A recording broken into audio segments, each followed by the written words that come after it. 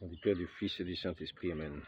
Quelques précisions sur l'infaillibilité, quelques critères, quelques limites, et par la même occasion sur l'importance du magistère vivant, fondement institué par le Christ pour son Église, fondement. Que Pierre, sur cette pierre je bâtirai mon Église, hop, l'Église est bâtie sur le fondement, donc le magistère vivant. Si on enlève le magistère vivant, il n'y a plus de fondement et il n'y a plus d'Église. C'est simple. Ce magistère vivant, bien sûr, qui est le fondement de l'Église, est promis jusqu'à la consommation des siècles. L'assistance du Saint-Esprit, la présence de notre Seigneur. Il écoute notre Seigneur et celui qui l'a envoyé, c'est l'Évangile même. Il est perpétuel, satis cognitum. Donc, les formes d'enseignement sont au nombre de deux. Ça, c'est sur l'infaillibilité. Non, c'est ici, l'infaillibilité. Et la principale des prérogatives du magistère ecclésiastique, elle est propre, magistère ecclésiastique, magistère vivant. Ce n'est pas les lettres simplement écrites. Non, c'est les évêques nommés par le pape. Magistère vivant, les évêques nommés par le pape. Pas ceux qui ne sont pas nommés par le pape. Les évêques nommés par le pape, sauf évidemment en cas de persécution, à ce moment-là, il y a des mesures précises qui sont prises, que le pape connaît aussi, donc qu'il admet. Donc, les évêques nommés par le pape sont les évêques légitimes, et c'est eux qui constituent le magistère vivant, pas les autres. Les autres ne sont pas du magistère vivant, qui est le seul interprète de la foi, le seul interprète du dépôt de la foi, pour l'enseigner. Aller enseigner toutes les nations. Voilà. L'infaillibilité est la principale prérogative du magistère ecclésiastique. Et oui, on ne va pas enseigner le mensonge, c'est l'esprit de vérité qui le guide. L'infaillibilité est la principale, je vais arrêter les commentaires, l'infaillibilité est la principale prérogative du magistère ecclésiastique, elle est propre à tout le corps enseignant, c'est-à-dire le magistère vivant, mais de telle sorte cependant que l'ensemble de l'épiscopat n'en jouisse que dans son union avec le principal dépositaire, c'est-à-dire nommé par le pape, et que, c'est moi qui rajoute nommé par le pape, en union avec le principal dépositaire, c'est de cette manière. Et que chaque membre ne la possède pas pour son propre compte. Par contre, le pape la possède pour lui, seul, comme charisme personnel de sa fonction. Lorsqu'en sa qualité de docteur suprême de la chrétienté, il prononce du siège apostolique ex cathedra une décision concernant la doctrine de la foi et des mœurs, qui doit être obligatoire pour toute l'Église. Voilà. L'infaillibilité de l'ensemble de l'épiscopat a toujours été, c'est-à-dire du magistère vivant, a toujours été la foi universelle de l'Église. Ce traité, c'est le traité de Bartmann, 1937, de la Maison du Pape. Donc l'infaillibilité de l'ensemble de l'épiscopat a toujours été la foi universelle de l'Église, magistère vivant donc. Celle du pape a été définie spécialement. Remarquons brièvement ici, au sujet de l'infaillibilité du pape, qu'elle ne consiste pas, qu'elle ne signifie pas l'intégrité morale, pas même la fermeté personnelle dans la foi, mais qu'elle ne s'applique qu'aux actes d'enseignement donnés ex cathedra et qu'elle se limite aux doctrines de foi et de mœurs.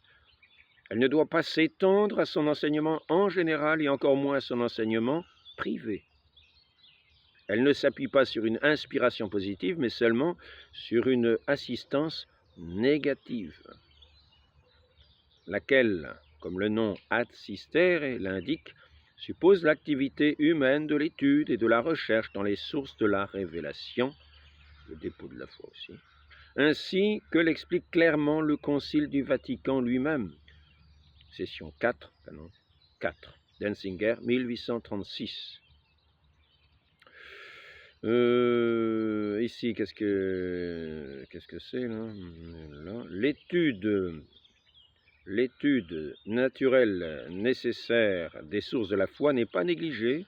Nous en avons pour preuve l'histoire des conciles pour garantir l'Esprit Saint promis à l'Église.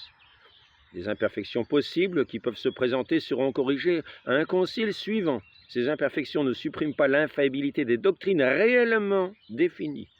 Pas celles qui ne sont pas réellement définies, celles qui sont réellement définies. Pas celles qu'on croit définies, mais celles qui sont réellement définies. L'infaillibilité, ces imperfections ne suppriment pas l'infaillibilité des doctrines réellement définies. Ces doctrines sont seulement complétées. Remarquons enfin qu'il n'y a qu'une infaillibilité, bien qu'elle se manifeste de plusieurs manières, Ceci est tout au moins indiqué par le Concile du Vatican, Ae Infallibilitate Polere Denzinger, 1839. Les formes d'enseignement sont au nombre de deux, la forme solennelle, solenni iudicio, et la forme ordinaire et universelle, ordinario et universali magisterio. Session 3, canon 3, Denzinger, 1792. La forme solennelle est exercée aux conciles généraux à l'occasion de controverses sur la foi. Le magistère les tranche judiciairement. Ses membres sont ici les juges en matière de foi. Iudices fidei, iudices controversarum. C'est le plus solennel exercice du pouvoir d'enseignement, qui n'admet pas de délégation. Il n'y a pas de conteste non plus dans ces définitions. La seconde forme solennelle comprend les décisions ex cathedra du pape. L'enseignement ordinaire se fait par les évêques dans leur diocèse, et cela de multiples façons, dans les enseignements écrits et oraux adressés aux diocésains, dans les tenues des synodes diocésains, dans la composition ou l'approbation de catéchismes de livres de religion, dans la surveillance de l'enseignement religieux. En outre, ce magistère se manifeste par la pratique et la surveillance de la pratique ecclésiastique, sacrifice de la messe, sacrement, prière liturgique. Alors ici, une autre chose qui a son importance aussi, pour qu'on comprenne bien ce qu'est l'infaillibilité, au sujet des congrégations. Les décisions des congrégations romaines ont comme telles de l'autorité. Ça se fait qu'on n'y voit rien.